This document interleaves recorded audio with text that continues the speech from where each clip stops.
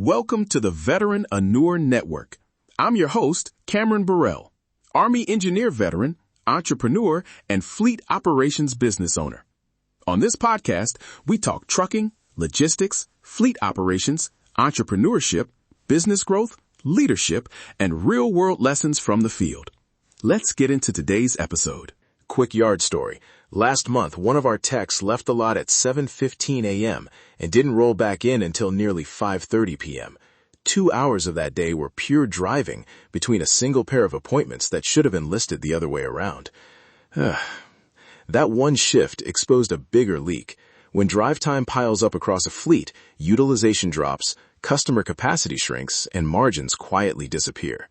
Today, I want to show you a practical, low-cost way to fix the geography problem, how to map demand, set profitable service radiuses, stage lightweight micro-depots, and pilot changes in a week so you actually see the impact. Section 1. Map demand fast and define profitable service radiuses. Start by pulling the location data you already own, CRM service addresses, invoicing addresses, and completed job locations. If your system timestamps jobs, export date, time, and coordinates or addresses and drop them into Google Maps or a simple spreadsheet. Use Google My Maps or any free heat mapping tool to create a visual cluster of where work actually happens.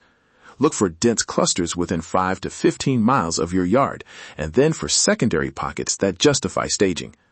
Read those patterns the way you read a balance sheet. High-frequency clusters are primary service zones. Sparse single stops scattered far out are candidates for either a different pricing tier or a micro depot. Now, the quick formula you can use in the field. Calculate break-even drive minutes per stop. Take your loaded labor cost per minute, including wages, payroll taxes, and typical overhead allocation, and compare it to the labor revenue per stop. If the extra drive time to reach a stop adds more labor cost than the stop generates in revenue, it's not profitable. Rule of thumb for mini fleet wash and mobile maintenance models, treat round-trip drive time over 30 minutes as a red flag, unless the stop pays a premium or you can cluster multiple stops in the same trip. In practice, that means drawing concentric service radiuses around your yard or potential staging points and running sample days against live schedules to see how many technicians fall into the red zone. Section 2. Micro depots and scheduling tactics that actually work without expensive software. First, what a micro depot can be: a temporary pop-up in a customer or partner lot, a shared third-party parking space, or a dedicated mini-yard where you stage a truck and supplies. Selection criteria are simple: permission and legality, proximity to a cluster of jobs, basic security or visibility, and minimal cost. Low-cost options to start: ask a friendly customer if you can park a rig there for the morning. Negotiate a cheap block of time at a truck stop, or use a contractor lot during off hours. Always confirm permissions and put a written agreement in place for pilot runs. On scheduling, use clustering tactics to turn scattered stops into efficient trips. Build zone days, assign a technician to a single micro depot, and block their day into clusters of time for nearby stops. Pair technicians when possible. One handles 2 units at a single location, while the other services a nearby trailer, to reduce double travel for the same account. Simple routing rules work. Avoid more than 2 discrete direction changes per route. Aim for 3 to 6 stops per cluster depending on stop size, and leave a buffer for unexpected delays. You don't need route optimization software to gain large uplift. Consistent staging and simple rules reduce deadhead substantially and raise stops per tech per day.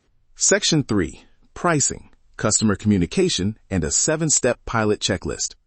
Pricing options to protect margins, zone fees for outlying areas, travel minimums, or package pricing that bundles nearby stops into a single trip rate. When you add zone fees, lead with the benefit: faster arrival windows, higher reliability, and better scheduling, not as a penalty.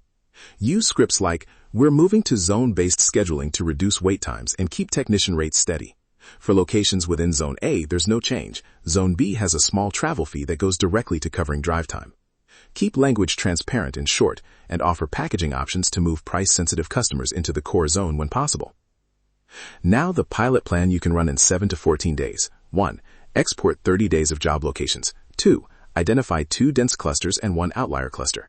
3. Choose 1 micro depot site for a 7-day test with written permission. 4. Assign one technician to the micro depot and block their day into clusters. 5. Apply a simple zone fee to new out-of-zone bookings during the pilot or offer a trial discount to existing customers to test acceptance. 6. Track KPIs daily: drive time per tech, stops per tech, labor utilization percentage, and on-time rate. 7. Review results at day 7 and decide to expand, tweak, or roll back. Key KPIs: aim to reduce average drive minutes by 20% in the pilot zone and increase stops per tech by at least 1 stop per day. Remember the operational mitigations, confirm permissions, include possible site fees in your cost worksheet, and always pilot with one technician to limit disruption. If you take one thing from this episode, make it this: geography is an operational lever you control. Small, deliberate changes, staging a micro depot, drawing sensible service radiuses, clustering days, and using straightforward zone pricing compound quickly.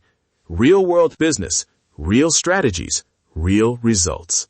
Thanks for listening to the Veteran Entrepreneur Network.